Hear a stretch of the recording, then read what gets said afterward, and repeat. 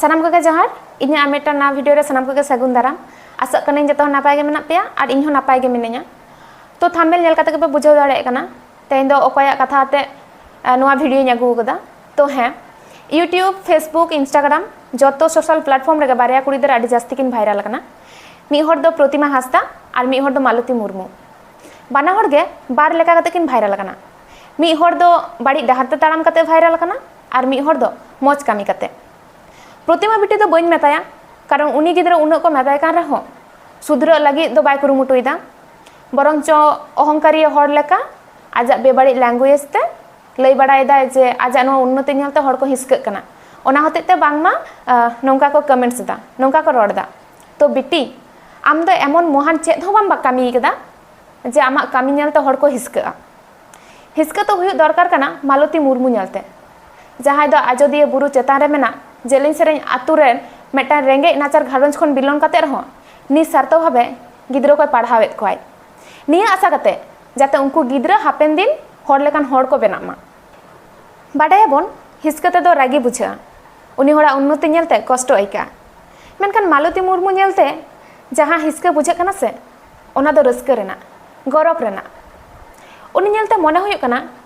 कास इन्या हो जदि मालती मुर्मू लेका उन मारांग मनेयान हड़िंग हुई लेनखान तिना नपाय कोआ उनी लेका नपाय नपाय समाज लगे इन कामी दाड़े खान असंभव दो बांग कना इच्छा लेखान जतो के संभव कना नोआ समाज रेन सनाम करेन गे मालती मुर्मू दो मिटन आइडियल बनाव कना माध्यमिक एचएस पास काते जहां कुड़ी गिद्रा बाहुड़िया को हुदिसो कान थे जे निना गान पढ़ाव काते दो चेद हुआ उनको हाँ नितो दो मालती मुर्मू नेलते मनरे जोर को नामेदा और अब समाज रेन गे किछुगान शिक्षित गाडार तिजु नुई मालती मुर्मू बारे तेगे बेबाड़ी कथा को रड़ेदा वाह जे शिक्षित समाज ताबन जतो हर कम बेसी बन बाड़ाया मालती मुर्मू और आयरन छाता दारे बांका मुर्मू निये सोशल मीडिया रे मिटन कंट्रोवर्सी चला कना बांगमा ओना कंट्रोवर्सी रे आंजमोग कना जे मालती मुर्मू और आज जावाई बांका मुर्मू तकिन दिसम हर ठेन एड़ा कथा लई कते हजार हजार टाका किन हतावदा आडिगान एनजीओ खन हेल्प नाम कते रहो ओना किन अस्वीकारेदा नोडे इन मिटन कथाई लईदा बाड़ायाबन जे आतु दिसम रेन ताहेन हर कोदो तिना गान बन स्मार्टा मेनते अब जहां को बाहर रेबन ताहेन कना से नोआ दिसम रेना हलचल को नासे हल बन बुझो तियो कदा अब दो कैमरा सामांग रे से बांग्लाते रोड दो कटी माने गुछो ᱧᱚᱜ कते बन रोड दाड़िया मेनखान आतु दिसम रे जहां को ताहेन कना को उनको तो कैमरा सामांग रे और बांग्लाते रोड दो कटी तो को हिंसिमोग गया को तो ओनातिन लया जहां को मालती मुर्मू विरुद्ध रे पे रोडदा उनको को कटी मालती मुर्मुआ इंटरव्यू नेल अगुई ताइपे उनी बेचारा कैमरा सामांग रे और उन गान दिकु हर को सामांग रे रोड तेगे हिंसिमोग कना उन गुछो कते बांग्लाते रोड गे बाय रोड दाड़ेया कना चे हो अस्वीकार दो बाय अस्वीकार कदा उनी लय कदा जे कोलकाता खना को हेज लेना उनको के नोआ जामा को दो को एम हटो कना जहां गिद्रवा जामा को आरकी ओना को एम हटो कदा हे नोआ कथा के जुदी कटी गुछो से हे लय किया उनी जुदी लय किया जे कोलकाता रेना मेटन एनजीओ खन हे कते नोआ जामा को दो को डोनेट हटो कदा को होयतो ठीक ठाक हुई को ताया मेनखान उनी ओना बाय लय दाड़े कदा गुछो कते तो आपे पे चिका कदा उनी जे ओना बांग लय दाड़े जहां दुर्बलता ताय ओना पे नाम केदा और ओना गे पूरा तिल खन ताल कते पे रोटाव केदा अच्छा जहां को मालती मुर्मू तक पे हेल्प को आपे की क्रेडिट जम लगे पे हेल्प को हाँ अब जुदी जहाना बेसा बन कामियाबन जो हर के क्रेडिट तो बन आसो गयाबन रिजर्व गयाबन मेनखान क्रेडिट नाम लगी नुना गे बन मोरिया जे उनी हर नितुम ता आजे बाजे कथा बन पासना गडका चेदा उनका दो उनिया दुर्बल दिकटा तो मिधा बन चिंता दाड़ेया किया ओय जे जहां को नोआ को कथा को पे रोटा दे जे उनी दो लोफी गया मिधा चेदा बापे चिंता लेदा जे उनी दो सांतार आयो हर कनाय मेटन उनकान बुरु दिसम रन हर उनी उनका बांग्लाते उन होयतो बुझो कता कथा बाय रोड दाड़े कना उना हते जहां को हेल्प को उनको को नुतुम उनी ठीक ठाक भाबे बाय लय पुष्टो दाड़े कदा आ जहां लगा मने कदा छयलांग लय ताव कदा मालती मुर्मू मिटन इंटरव्यू रे सफा सफाई लय कदा 2020 लॉकडाउन खन जखन गिद्रा पढ़ाव एतहब केत को उन दो आतु हर बेगर एटा अकय हेल्प तो बाय नाम कदा हेल्प तो नाम कदा 2024 साल खन और होय 2020 खन 24 साल हाबि जा 4 बछर धरे होय बिन पैसा ता जा कामी बागी काते निस्वार्थ भावे पढ़ाव केत को ओना रे के कोनो दाम गे बनुआ जेई गड़ो को एमा देया को और ᱧᱩᱛᱩᱢ बाय ᱧᱩᱢ लेत ताकोआ ओमनी मालती मुर्मू दो बाड़ी ना। अच्छा आपे गे लई पेसे निया जुग रे 12,000 टाका ते मेटान ओड़ा आदो की बेना पूरा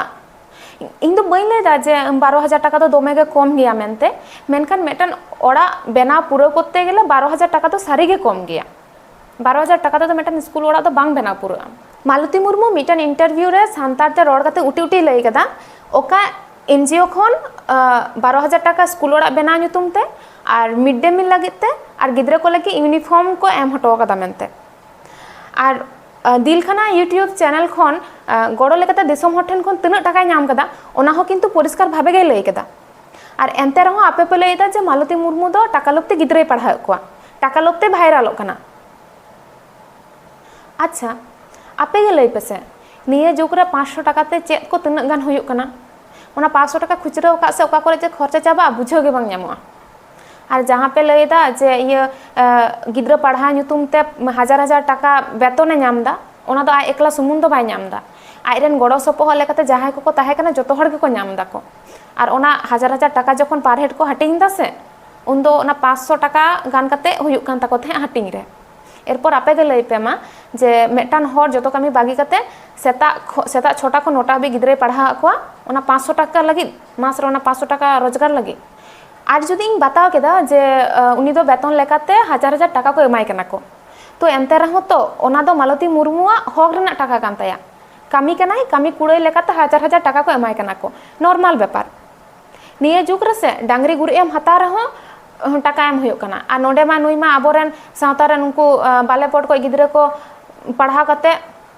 सिखनत डाहर ते चाचोए कोआ और ओना खने जतो खना मारांग कथा हुयुग कना आबोवा ऑलचिकी आखर सानताड़ी पारसी ओना सेड़ा को कनाय नुआ दिसोम रे उकुर तना गान होड़ मेना बोना जहाय दो एटा होड़ लागी नि स्वार्थ भाबे बोन कामी दाबोन जहाय को चाकरी कना से उनको हा किंतु टाका लागी गे को चाकरी कना को उनको जदि मिद दिन टाका बोलो देरी ताकोआ ताहले गोटा ऑफिस बैंक को दर पुरो को ओना लेकाते जदि मालती मुर्मू बोन नेले से ताहले ना 2020 खन नितो हाबिते नितो तो बाइने इन 2024 की साबदा 2024 धाबी 2020 खन 2024 धाबिते बिन पैसाते उना गान माने 100 खन हो जास्ती गिद्राय पढ़ा अगुए को ताहले आपे गे लई पे ओकारे आबो शिक्षा माने जहाय जास्ती बोन पढ़ा ओलो पढ़ा कना जहाय बोन चाकरी दा ओकारे आबो मेना बोना और ओकारे मालती मुर्मू मेनाया। अच्छा नय जे नितो रोटाव कना जे मालती मुर्मू तकिन ठाय आडिगान टाका मेना आडिगान टाका किन हताव कदा किन एवं नितो किन हताव गया किन तो मेटन कथा लई पे जुदी आकिन ठेन उना गान गे टाका तहना ताहले आकिना लाइफ स्टाइल रेना काटी की चेंज जहाना बाबन नेल नाम किया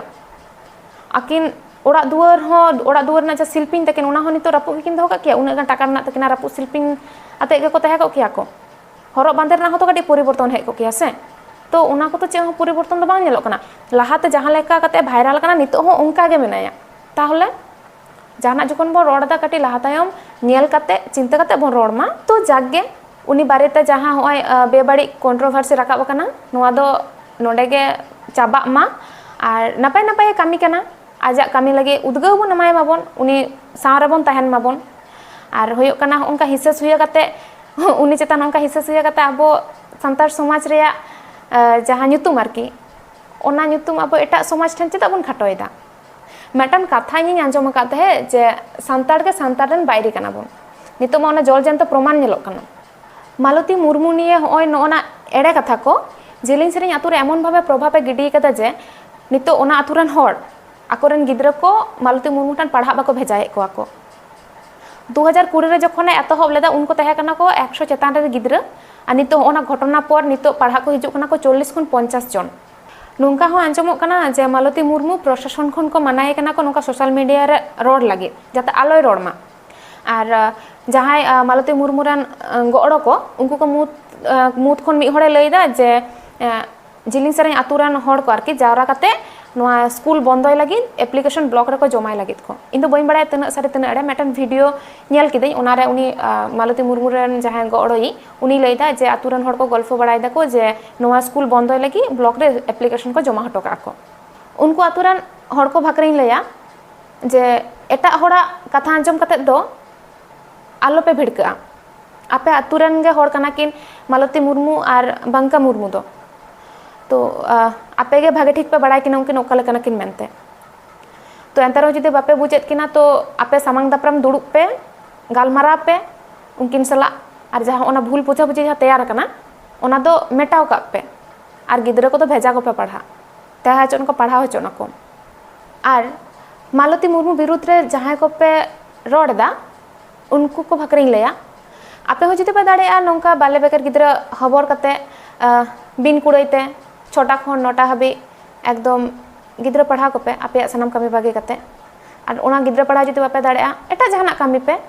एंते रहो नौका साधा सीधा हर को बारेते टटका गे लहा तायनम बांग उयहर कते बांग बुझ कते बांग बड़ाई कते नौका आलो पे रोड गिडी का पे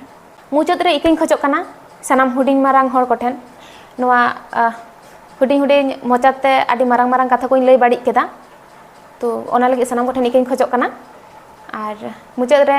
आरहो सनाम को जोहार जो तो नपाय ते तहन पे ठीक गया तबे।